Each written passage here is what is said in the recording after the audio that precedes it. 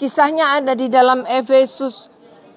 Paulus di Efesus adalah di sini dia menjadi tempat ini menjadi tempat khotbah Paulus. Jadi Paulus itu selalu berkhotbah di tempat ini karena tempat perpustakaan ini menarik buat Paulus karena semua peradaban yang dia kerjakan ada di sini. Kisahnya di dalam Kisah Para Rasul pasal yang ke-19. Ketika Apolos masih di Korintus, Paulus sudah menjelajah daerah-daerah pedalaman dan tiba di Efesus. Di situ didapati beberapa murid, katanya kepada mereka, "Sudahkah kamu menerima Roh Kudus ketika kamu menjadi percaya?" Akan tetapi mereka menjawab, "Belum, bahkan kami belum pernah mendengar tentang Roh Kudus." Lalu kata Paulus kepada mereka, "Kalau begitu dengan baptisan apakah kamu dibaptis?" Mereka menjawab, "Dengan baptisan Yohanes." Kata Paulus, baptisan Yohanes adalah pembaptisan orang yang telah bertobat dan ia berkata kepada orang banyak, mereka harus percaya kepada dia dan datang kemudian daripadanya yaitu Yesus. Ketika mereka mendengar hal itu, mereka memberi diri dibaptis dalam nama Tuhan Yesus. Dan ketika Paulus menumpangkan tangan atas mereka, turunlah Roh Kudus di atas mereka. Dan mulailah mereka berkata dalam bahasa-bahasa roh dan bernubuat. Jumlah mereka ada kira-kira 12 orang. Selama 3 bulan Paulus mengunjungi rumah ibadah di situ dan mengajar dengan berani. Oleh pemberitaannya ia berusaha meyakinkan mereka tentang kerajaan Allah. Jadi ini adalah tempat mimbar, ya, khotbah Paulus itu ada di tempat ini yang menerangkan tentang pengajaran Injil sepenuh. Pengajaran Injil sepenuh adalah pengajaran Roh Kudus. Itu dimulai dari sini. Jadi pelayanan Paulus di jemaat Efesus itu mulai dari tempat ini. Dan kalau kita baca keseluruhan kitab Efesus, maka Efesus itu satu-satunya buku yang menceritakan tentang karya Roh Kudus.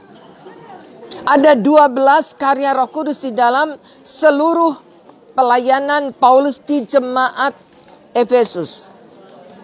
Itu sebabnya jemaat Efesus menjadi jemaat yang tiang tengah dari kaki Dian. Di sana ada tulisan di belakangnya Pak Wijaya itu ada tulisan menorah dengan 7 cabang.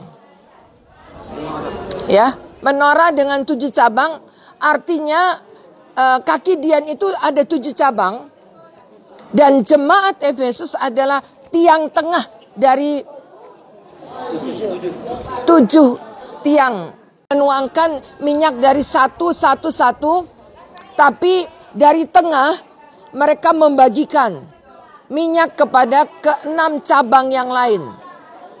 Artinya jemaat Efesus menjadi cakal bakal dari pengajaran Paulus selanjutnya.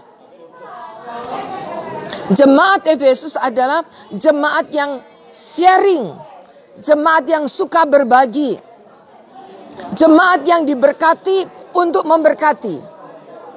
Jadi tidak diberkati untuk diri sendiri, tapi diberkati untuk memberkati.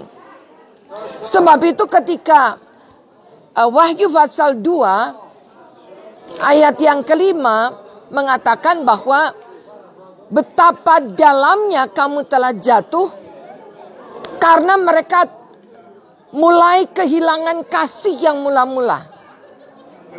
Kalau kita baca di dalam Wahyu 2 ayat yang kelima, kalian telah berhenti dalam melayani Tuhan karena kehilangan kasih yang semula.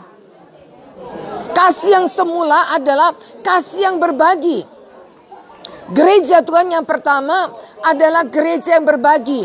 Di sana tidak ada orang kaya, orang miskin. Di sana tidak ada orang-orang yang tersisih. Karena seluruh jemaat menjual hartanya berbagi kepada semua orang, dan itulah yang dikerjakan oleh jemaat Efesus. Ini adalah tempat di mana Paulus mengembalikan gereja Tuhan, jemaat Efesus menjadi jemaat yang sharing lagi. Efesus menjadi sangat penting bagi pelayanan Paulus karena di kitab berikutnya dikatakan, di kitab Efesus dikatakan Paulus tinggal 3 bulan di Efesus untuk membuat kembali seluruh jemaat Efesus yang kehilangan kasih mula-mulanya menjadi jemaat yang kembali mengasihi. Sebab ada ancaman yang dikatakan, kalau kamu tidak kembali kepada kasih yang mula-mula, maka kaki Dian itu diangkat dari kamu. Jadi benar ketika tadi saya lihat tepat apa yang dituliskan di sana, tiang tengah adalah tiang berbagi. Salah satu fenomena akhir zaman adalah manusia menjadi egosentris.